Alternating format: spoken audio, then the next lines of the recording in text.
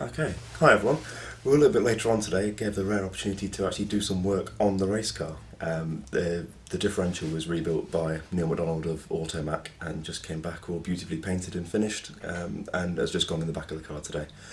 Went quite smoothly. Job I've done I think 3 or 4 times now, and it's quite nice to come back to things that I've worked on previously because not only does it feel familiar, but hopefully everything's been left in reasonably good condition as well. A couple of pictures of that perhaps. So today, what forms of non-circuit racing would you like to try?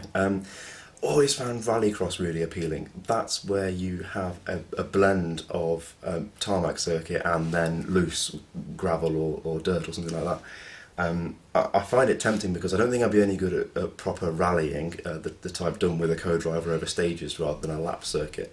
I think I'd really struggle to commit the car in that kind of way without knowing really well what's around the next corner. But having the blend of surfaces would be really good fun, and it seems to be a little bit more of a contact sport, which could be interesting as well. Also, I don't ride motorbikes. I'm always tempted to, and I want it to stay a temptation, I think. But there does seem to be a form of endurance racing using 50cc Honda Cubs, and it just looks hilarious. I'd love to try that. Scrutineering. How much to the letter does the car need to be, both in terms of safety and performance? It seems to be a gentleman's agreement that as long as you're not driving a death trap, you'd be allowed to race. Okay, the first misnomer is that scrutineers don't really look at performance in terms of whether the car meets the regulations. They'll be scrutineering cars for all sorts of series, and they don't get too close into the specific series regs. They're not checking for eligibility so much as whether the car is safe and whether it meets the overall Motorsport UK regs. There's only 6 minutes given for the scrutineers to check each car, so it's very limited, and they don't check every single thing every time. It's not practical, and of course it varies a little bit depending on who you have, what type of things they're looking at most closely. Fundamentals that are always looked at are the roll cage, the seats, the fire extinguisher, the kill switch is checked to make sure it's working properly. And then there'll be a selection of other things that get looked at. Might check the date on your belts, might check your throttle return spring, might have a look at how the wheels are mounted. It varies, and over the course of the season the car will generally be quite well inspected, but any one meeting, sure, stuff can get slipped through. As far as a gentleman's agreement, not so much that. Moreover, if the car is reasonably well prepared and appears safe, if there's a small technical issue with it, certainly you'll have the chance to go away and correct it, or if you're not able to, and if it's not flagrantly going to cause danger to you or those around you, then sometimes yes, with the right sort of approach, the scrutineers will let you through on the basis of solving it before the next time they see the car. It can happen. What are your thoughts on the future of club racing in the UK for, say, a decade down the line? Are all circuits going to be housing estates? Are we going to see electrification in a big way? What shape's the sport going to take? Interesting question, but I have quite a dull answer to it. I think it's going to be pretty much the same. I've noticed over the last few years that clubs seem to be becoming quite professional, seem to be being run by teams who are treating them more as a business than a body, and it seems to be quite sustainable. A lot of clubs now have big grids, big membership numbers. They're filling meetings, and circuits seem to be busy the whole time. So, unless the current issue leads to a big decline for longer than a couple of years, which I think we could weather, I think in terms of numbers and the type of cars we're using, I think it'll be quite the same. As far as electrification goes,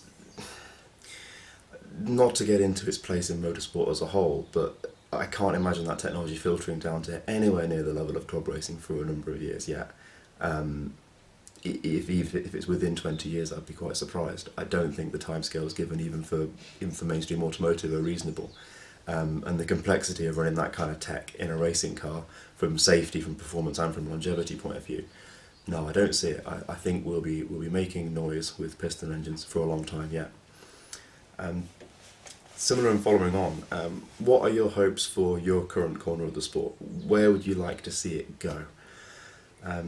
Again, accepting everything going on at the moment.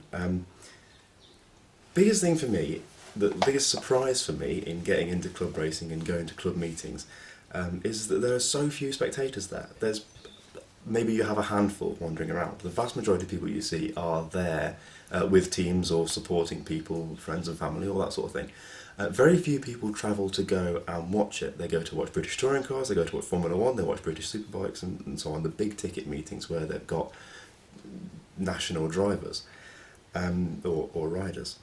They don't go to club racing, and those who have, like people who come to my races, friends who've been to lots of those big international events before and then come to a club race, they find themselves absolutely astonished by how much they can see.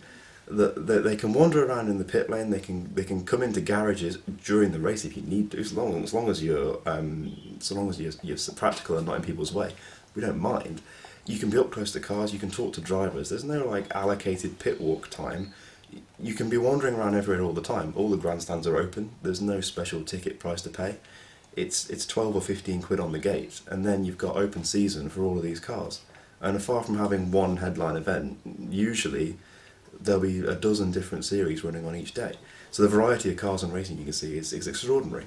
Yet no one's going. I don't understand why it is, but that's the biggest thing that I want to try and do, or help to do, and where I'd like to see the sport going is into having just more numbers at circuits, because it makes it more sustainable. It makes more money for the operators. It makes entry fees cheaper for competitors. It means that we can have more meetings like it. We can get more drivers out there.